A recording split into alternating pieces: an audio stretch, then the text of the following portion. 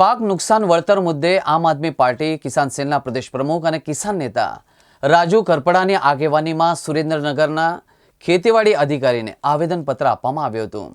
આમ આદમી પાર્ટી દ્વારા અતિવૃષ્ટિમાં ખેડૂતોને થયેલા નુકસાન મુદ્દે કરવામાં આવેલા સર્વેમાં થયેલી ગોલમાલ ઉજાગર કરવામાં આવી હતી અને સાથે જ 8 દિવસનું અલ્ટિમેટમ પણ આપવામાં આવ્યું છે।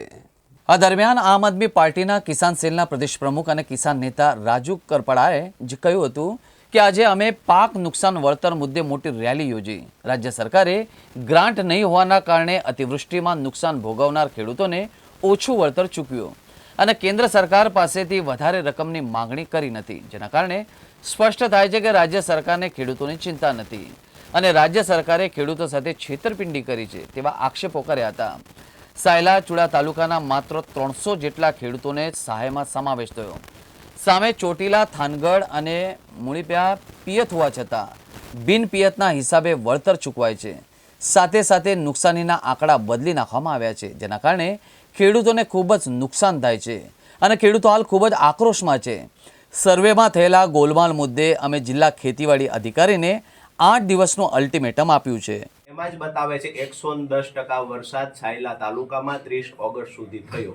એટલે આપે જે વાત કરી કે નુકસાન નતું, એ આપની વાત અહીંથી ખોટી સાબિત થાય છે। હજુ એમાં ચોટીલા જોવો તો જે હેવી નીકળશે, હેવી ચોટીલા બરાબર છે। ચોટીલા સાયલા ને વટી જાય,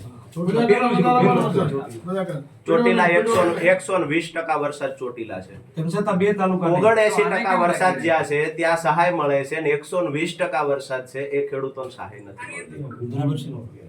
આ સરકારની વેબસાઇટ ના આંકડા સાહેબ, અમારા ઘરના નથી। હવે આમાં તમારા આ બાબતે આપનું શું કહેવું છે? આંકડા ખોટા હશે કે સાચા હશે સાહેબ? આ વેબસાઇટ ના આંકડા?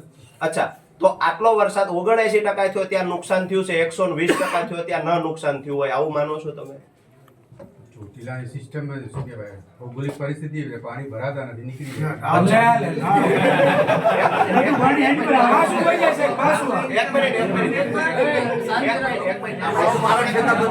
કોઈની મજા નથી લેવી। સાંભળો મારો ખેતર, હવે સાંભળો, સાયલાની એક લાઈન પૂરી કરો। રજૂઆત લઈને સાહેબ, એક લાઈન રજૂઆત આપી દો, પણ આ તમારો બી ટાઈમ ના બગડે। તમે સર્વે નું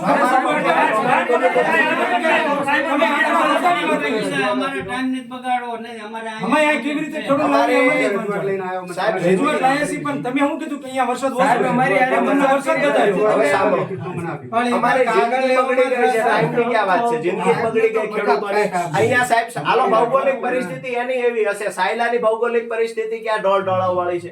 સાયલામાં 110% વરસાદ છે। મને રજૂઆત આપી દો। વાત તો પણ સાહેબ, જ્યારે સભામાં ઘેરાવવામાં આવે છે ત્યારે રજૂઆત ક્યાં આવે છે? સાયલાની ભૌગોલિક સ્થિતિ કેવી છે?